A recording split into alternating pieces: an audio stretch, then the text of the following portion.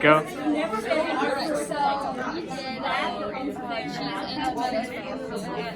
And both of them are an example of commercial agriculture, which is agriculture that's found in developed countries and is undertaken mainly to generate products for sale off the planet. So for cheese, dairy farming is the type of farming for cheese. And this is because milk-based products are produced for sale and they provide customers with dairy. And this impacts my potential lifestyle as a farmer because we face economic differences due to different income and rising costs of insurance. It's also labor intensive. The cows are feeding twice a day, every day, and they require constant attention. And since we're located in California, we don't struggle as much with winter feed, which is basically when dairy farmers face the expense of feeding cows in the winter because they don't have as much grass to graze on. And since it's warm in California, we don't struggle as much with that, but a lot of dairy farmers do. And then factors that influence production of cheese. First of all, the amount of milk that a cow produces depends mostly on the environment. So like weather, climate, and geography are major factors. So extremely hot weather may cause cows to consume less feed and produce less milk. They can also affect the abundance and quality of feed as well as milk handling, especially since bacteria thrives in milk. So this makes it easier for manufacturers to ensure that their dairy products are safe because dairy farmers do their best to handle the medical equipment. And then we also struggle with high product prices, primarily concerning market supply and demand. And this is because of the surplus of milk and the shortage of plant capacity. And then for this map, the ideal temperature range for dairy farming is between 25 and 65 degrees. And once the temperature goes above 80, the cattle tend to reduce their food intake, and that can slow down production. And then here on the map, you see that milk production is prominent in California. And it's prominent in California because it's very warm there. So this gives the cows enough grass to constantly feed them. And then how this food is distributed there. As dairy farmers, we usually don't sell our products directly to consumers. Instead, we sell them to wholesalers who distribute it to retailers. And then the retailers sell milk to consumers in shops around the country. And then the consumers get it from our local grocery stores. We also sell milk to butter and cheese manufacturers, and milk is typically transported in tanker trucks, and after it's sent to the manufacturers, cheese is primarily transported in barrels. And then these are just the mixtures for cheese and kettle. And then this is some of the tools that we use. Okay, so just like Eleanor's crop, tomatoes are a good example of commercial farming. This is because when we grow tomatoes, we're not growing them for our own consumption, we're growing them for the consumption of consumers, and tomatoes is actually a really good example of a cash crop. So as a truck farmer, there's a lot of different effects that there is on lifestyle. So for example, it's really capital intensive, and what this means is that when we start a farm, we have to have already a lot of money in place, which means we have to have investments before that we even start. So we have to make sure that we have the money that we need to be successful. Another thing that's a big factor in the lifestyle is the machines and the human labor. So we use a lot of different tools, which I have listed right here, but more in specifics. There's diggers, trail sprayers, plows, harvesters, and planters. This job is more year-round, so growing tomatoes is more of a year-round kind of job. So this can provide more stability compared to other types of crops because some crops can be seasonal. But one thing that can make things a little bit difficult is that we need a lot of land to make our farms successful to grow tomatoes.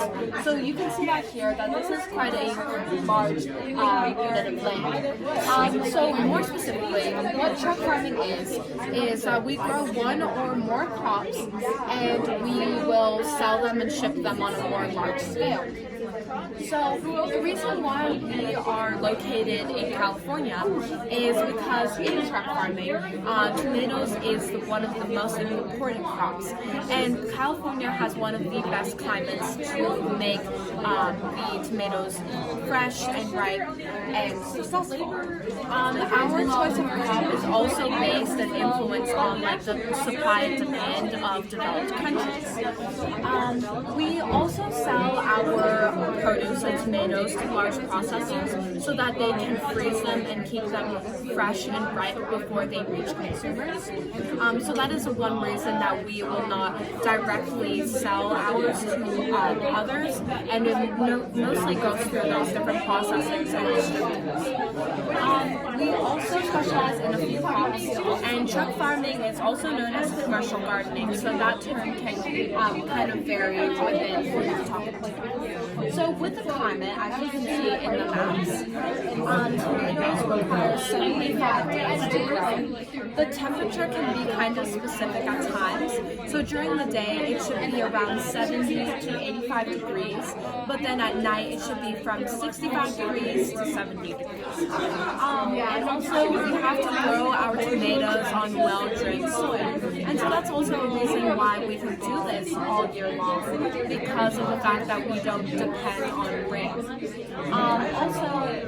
An analysis we kind of came up with was that tomatoes can be grown in areas with warm climates, and so that's why California is a great example of where tomatoes will grow successfully.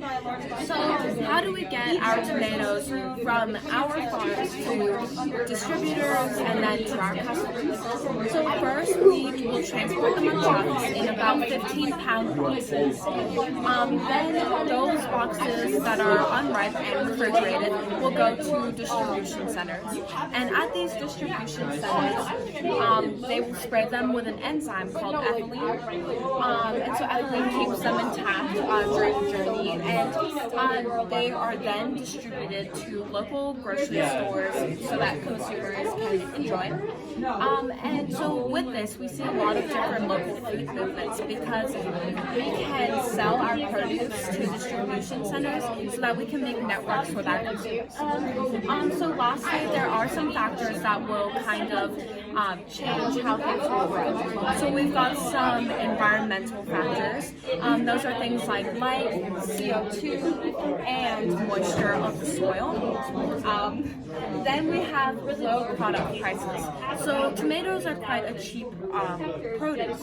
So that can sometimes cause us to not make as heavy income. Also, there's different pollinators like bees. We have wind and different diseases that can cause an effect on our tomatoes. And then we have the von Thuman model. So the von Thuman model is also an example in effect because if we're too far away from a market or things like that, or customers are too far away from us, it can cause us to distribute things less. So just as like a fun little extra thing, we added a little bit about the history of both of our crops. So I'm going to start us off about that. So cheese was actually discovered accidentally, and as farmers began to store the milk into containers, and then because of the cheese, the milk began to separate.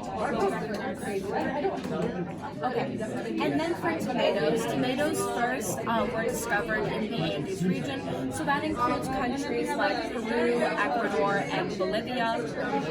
Then also, tomatoes were actually more of a yellowish, orangish color, but because of modern day breeding, they're now a really bright red. Lastly, the term tomato has origins from the Aztec wars. And then lastly, we just have a few fun facts about our product, pizza.